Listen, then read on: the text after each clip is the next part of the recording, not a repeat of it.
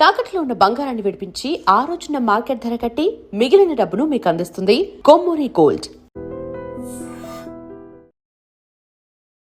నమస్కారం, welcome to ఐడ్రీడ్. ధర్మ మార్గం విత్ విజిత కార్యక్రమానికి స్వాగతం.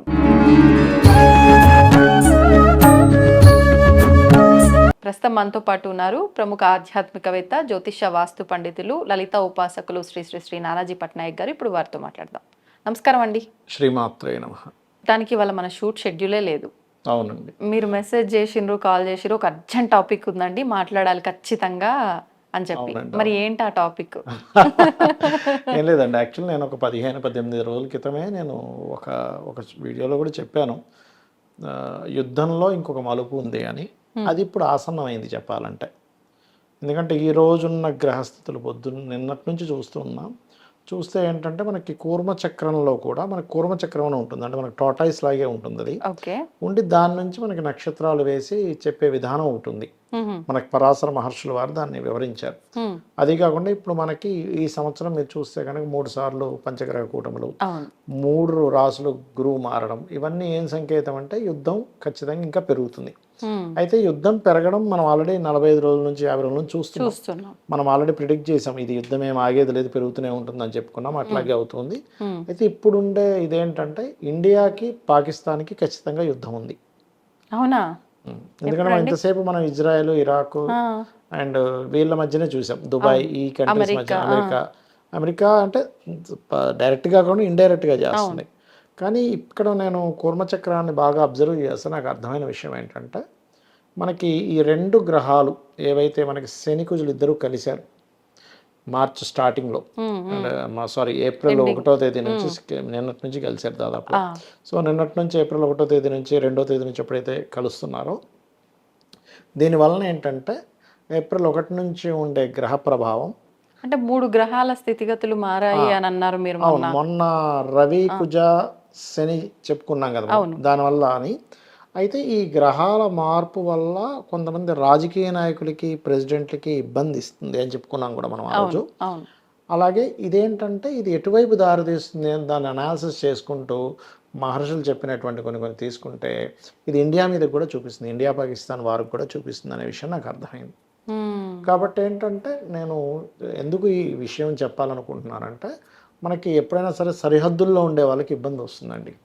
అది పాకిస్తాన్ సరిహద్దు అనుకోండి, ఇండియా సరిహద్దు అనుకోండి, అక్కడ ఉండేటువంటి వాళ్ళు అప్రమత్తంగా ఉండడమో మారడమో చేయాలి. ఎందుకంటే మైగ్రేషన్ కారకుడు జూపిటర్ ఇస్ ది కారక ఆఫ్ జీవ, ఆస్ట్రాలజీ పరంగా. ఆ జీవకారకుడు ఎప్పుడైనా అతిచారము అంటారు. అంటే మనకు పోయిన సంవత్సరం వృషభం నుంచి మిథునం నుంచి కర్కాటకం, అప్పుడు ఏం చెప్పుకున్నాం, 5-6 నెలల క్రితం, ఏమంటే ఇది కర్కాటకంలో ఫాస్ట్గా వస్తున్నాడు, ఇది సిల్వర్ రేట్ ఎంత పెరుగుతుందో అర్థం కాదని చెప్పుకున్నాం. అదే రకంగా పెరిగింది. సో ఈ మైగ్రేషన్స్ కూడా అవుతాయండి ఇలా జరిగినప్పుడు. అంటే ఎలాగా అంటే మనకి దేశాల్లో ఉండే రకరకాల ప్రజలు ఇంకో దేశాలకు మారిపోవడము, అమ్మో ఇక్కడ సేఫ్టీ, ఎందుకంటే ఎవరైనా సేఫ్టీ కోరుకుంటారు కదా, ఎంతైనా కానీ సేఫ్టీ కోసం మారడం అనేటువంటిది జరుగుతుంది. అయితే ఇండియాకి ఈ యుద్ధం మూలంగా లాభం కూడా ఉంది. ఏమిటా లాభము అంటే, ఇప్పుడు వృషభ రాశిలోకి శుక్రుడు వెళ్తున్నాడు. నెక్స్ట్ వెళ్తున్నందుకు ఏమవుతుందంటే, ఇప్పుడు రకరకాల దేశాల్లో ఇప్పుడు ఈ కంపెనీస్ అన్నీ ఏం చేస్తాయంటే, ఏది సేఫెస్ట్ ప్లేస్ అని చూసుకుంటాయి. India is the safest place చూసుకుంటే కనుక. అందుకని ఇండియాకి కొన్ని కంపెనీస్ ఇవి రావడం అనేటువంటిది బలంగా చూపిస్తుంది చెప్పాలంటే. కాబట్టి ఇక్కడ ఉండేటువంటి ఈ యొక్క కూర్మచక్రంలో ఈ గ్రహ కలయికలు, మనం నక్షత్రాలు అంటే శతభిష నక్షత్రము, పూర్వభాద్ర, ఉత్తరాభాద్ర, రేవతి, అశ్విని, భరణి, ఈ నక్షత్రాలకు కలిగేటువంటి వ్యధలు అంటూ ఉంటారు. అంటే గ్రహ వ్యధలను కానీ, రాశిచక్రంలో ఉండేటువంటి గ్రహస్థితుల్ని కానీ, కూర్మచక్రంలో ఉండేటువంటి దాని ఎనర్జీస్ ఎంతవరకు డిస్ట్రిబ్యూట్ అవుతున్నాయి. అది కాకుండా ఈ సంవత్సరంలో కుజుడు మనకి మంత్రి అయ్యాడు. ఎప్పుడైతే రాజు గురువై కుజుడు మంత్రి అయ్యాడో, ఇది పాకిస్తాన్ ఇండియా యుద్ధానికి కూడా దారితీస్తుంది. కాబట్టి దీని ప్రభావం ఇలా ఉంది. ఎప్పుడు జరగబోతుంది? వారం రోజుల్లో, ఈ 10 రోజుల్లో ప్రారంభం అయిపోవచ్చు. ఇంత తొందరగానే? ఎందుకంటే ఇంకోటి ఏంటంటే, యుద్ధం ఏదో మనం ఏదో అయిపోతుంది అనుకోవడానికి కూడా లేదు. మనం గతంలోనే చెప్పాను, ఏదో ఆగిపోద్ది అనుకుంటారు, ఆగదండి, ఇది చాలా నెలల తరబడి, సంవత్సరాల తరబడి కొనసాగేది అని. నన్ను అడిగితే ఒక 4 ఏళ్ళు అయినా ఆశ్చర్యపోవాల్సిన మళ్ళీ యుద్ధం. అంటే ఇండియా పాకిస్తాన్ అని కదా మొత్తం ప్రపంచ యుద్ధం చూసుకుంటే గనక. కాబట్టి ఏంటంటే ఇది కొంచెం లాంగ్ టర్మ్ యుద్ధాలే చూపిస్తున్నాయి ఇక్కడ.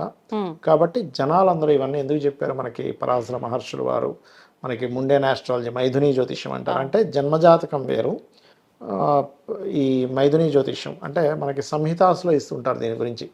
పరాశర సంహిత అనేటువంటి గ్రంథం ఉంది మనకి, 3 వాల్యూమ్స్ దొరుకుతుంది. అది 3 వాల్యూమ్స్ రాసిన వాళ్ళు ఉన్నారు, దాని ఒకే వాల్యూమ్లో పెద్ద పుస్తకం దాన్ని పరాశర మహర్షి చెప్పినటువంటి శ్లోకాలను రచించిన వాళ్ళు ఉన్నారు.